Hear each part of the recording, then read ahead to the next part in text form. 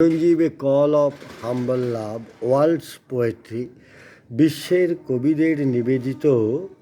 আজকের এই ভিডিওটিতে আমি পাঠ রেকর্ড করব আয়ারল্যান্ডের কবির কবিতা। কবি স্পাইক মিলিগান, কৌতুক অভিনেতা, লেখক, কবি, সঙ্গীতজ্ঞ। জন্ম 16 এপ্রিল 1998, আহমেদনগর, মহারাষ্ট্র, ভারতে। আইরিশ বাবা ও ইংরেজ মায়ের সন্তান। বিখ্যাত রেডিও কমেডি শো দি গুণ শোর স্রষ্টা, ননসেন্স কবিতার রাজা।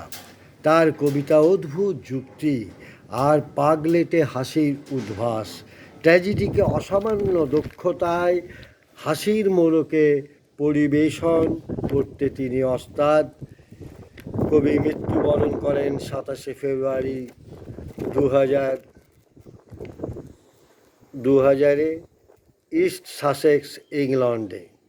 তার একটি কবিতা পড়ব।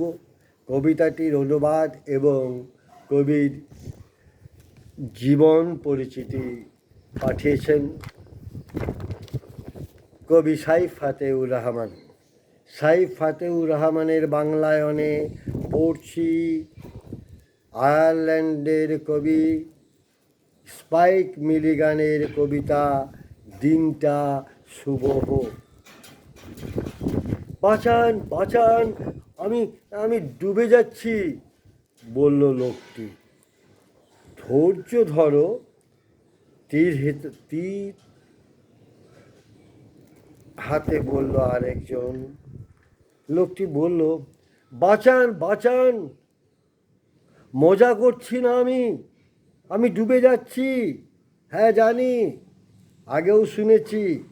ধৈর্য ধরো একটু ডুবন্ত ভাই, বুঝলে একটা ওষুধ আছে আমার, ডক্টর জে ব্রাউনিংয়ের জন্য অপেক্ষমান আমি। অনুগ্রহ করে একটু ধৈর্য ধরো। কতক্ষণ আর ডুবে যাচ্ছি, কতক্ষণ লাগবে ডাক্তারের আসতে? লোকটি বলল, বেশিক্ষণ না, বেঁচে থাকার চেষ্টা করো, সে সময় অবধি। আমি মরে যাচ্ছি, আমি ডুবে যাচ্ছি। আচ্ছা ঠিক আছে, বলল নিমজ্জমান লোকটি, বেঁচে থাকার চেষ্টা করব আমি। ব্রাউনিংয়ের কবিতা আওড়ে এবং তার অন্যান্য লেখা পড়ে।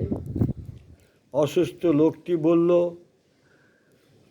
বাঁচান, বাঁচান, হঠাৎ খুব খারাপ লাগছে আমার। শান্ত থাকো, ডুবন্ত লোকটি বলল। শ্বাস নাও গভীরভাবে এবং শুয়ে থাকো একেবারে চুপচাপ। হায় সর্বনাশ, খুব অসুস্থ লোকটি বলল, আমার মনে হয় মারা যাচ্ছি আমি।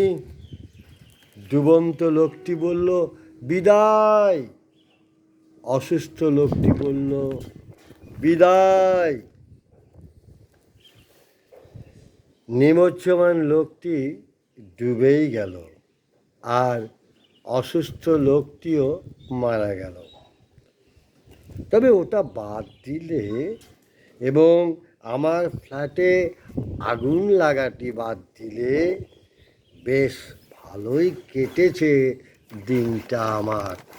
বললাম আয়ারল্যান্ডের কবির কবিতা। কবির জয় হোক, কবিতার জয় হোক।